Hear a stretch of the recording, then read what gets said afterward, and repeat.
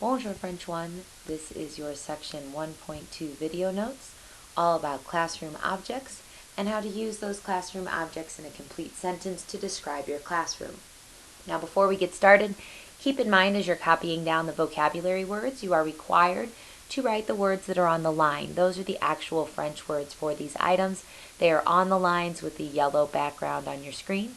The words that are within the parentheses that have the green background are the pronunciation explanation, and they are not required. The other thing you need to keep in mind throughout this video is a new idea that we haven't really talked about much in class so far, and that is the idea that all nouns, keep in mind that nouns are people, places, things, and ideas, all nouns have an assigned gender in the French language. So in the English language, the only things that have gender are living things that can have the parts of the body that make them a certain gender. But in the French language, all nouns, meaning things and places as well, are also considered to have a gender. And basically, whenever a new word for an object is created, they decide right then in the very beginning whether that word is going to be masculine or feminine, whether the object is going to be masculine or feminine. And whenever you learn a new word and you learn how to spell a new word, you also have to learn the gender of that new word.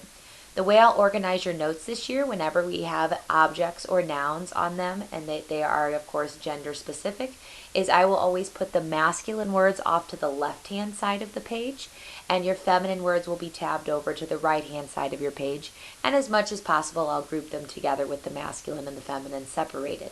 So this first chunk that's on the paper that you're looking at right now, it's tabbed over to the left-hand side of your page, are all of the masculine words for this unit. Now you'll notice that the word un is before all of these words. Un is the word for one or the word for a for masculine items in the French language. So there's a different word for a for the feminine items that we'll talk about in just a moment. Keep in mind as I'm saying these words, not only should you be writing them down, but you should also be repeating after me in the pauses provided. The word for a student, if that student is a male student, is un élève. The word for a boy is un garçon. The word for a male teacher is un professeur. The word for a student's desk is un bureau. The word for a CD is un CD. The word for a DVD is un DVD. A CD player is un lecteur de CD. A DVD player is un lecteur de DVD. A computer is un ordinateur. A poster is un poster. The whiteboard or the chalkboard or the blackboard, whatever the board is that's in the room, is un tableau. A book is un livre. And a notebook is un cahier. Now the next chunk of words on your paper that are kind of tabbed off to the right-hand side are all of your feminine words for this section. Again, there is a separate word for the word a for feminine words, and it's the word une. You use une whenever you want to say a or one for a feminine item. And again, all of the words on this list, whenever they were first created, somebody just decided that from there on out they would be feminine objects or feminine words. And you just need to memorize that they're feminine along with the actual memorization of the word and how to spell it. So for a student who is a female student, it's une élève. For a girl, it's une fille. The word for a female teacher is une professeure. The word for a chair is une chaise. A map, if you have one hanging in the classroom, is une carte. A window is une fenêtre. The door is une porte. Any table that's in the classroom is une table. If there happens to be a television in the classroom, it's une télévision. And the classroom itself is la salle de classe. Now this is all fine and good, except you actually want to be able to use these words and phrases in sentences. So keep in mind, once again, as we move on to the back of your notes page, Anything that's in yellow on the lines you must fill in on your notes. The examples and the pronunciation that are in parentheses that are in green are your choice, whether or not you think they'd help you to have them on your paper.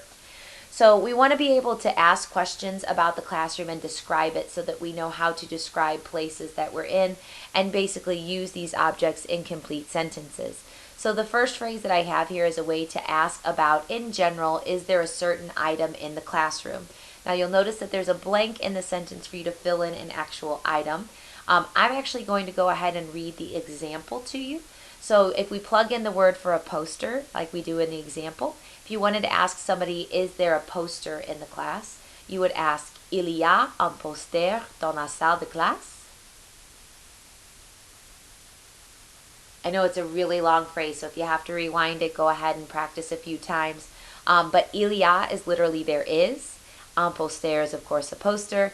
And then dans la salle de classe is in the classroom. Now, obviously, it's in a slightly different word order than it is in English, but you get the basic idea.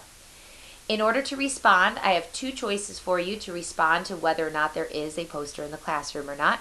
If there is an item in the classroom, you want to use the French word for yes, which, by the way, is oui.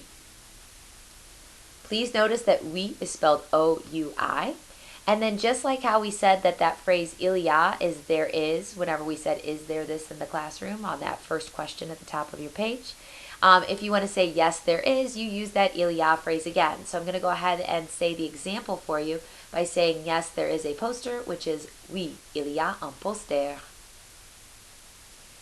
If you want to say that there is not an item in the classroom, you use two magical words in the French language that we're going to talk about later on in this section, and that is the words ne and pas. When you put ne and pas in a sentence, it automatically adds in basically the word not, or it makes the sentence negative. So in this case, instead of saying oui, il y a, yes, there is, we're going to use the French word for no, which is non. We're going to smash our ne pas in the middle of that il y a phrase to make it il n'y a pas, which is there is not. And then we're going to go ahead and add the item. So again, I'll read the example for you to repeat. If you wanted to say no, there is not a poster, you would say non, il n'y a pas de poster. But again, the reason why there's a blank there with the word item is so that you can fill in whatever item you may need. Finally, if you want to ask a specific question about not just is there or is there not something in the classroom, but specifically how many are there, then you have to use the following question. The word combien means how many or how much. So if you plug that in with some of the other parts of our phrases and plug in the item, in this case we're using students in our example, you get the question how many students are in the class, which in French is combien d'élèves il y a dans la classe. And in order to answer how many students there are, you'll want to use the phrase to say there are a certain number of them. The way you do that is by plugging in a number in this il y en a phrase. So I'm going to use the example, there are 5 of them. In French, the way you say that is il y en a 5. And in the event that you want to say there are not any of them, again, notice we're taking this il y en a phrase. We're smashing in that ne and that pas that makes all things negative, and we come up with il n'y en a pas. Il n'y en a pas means there aren't any of them, as in there are no students, because it sounds pretty silly to say there are 0 of them. It's just not how people talk. Make sure you flip over your paper back to the front and fill out that bottom response part where you're either going to summarize, ask a question, or critique this video to help me out with the students for next year. And make sure you bring these notes with you back to class.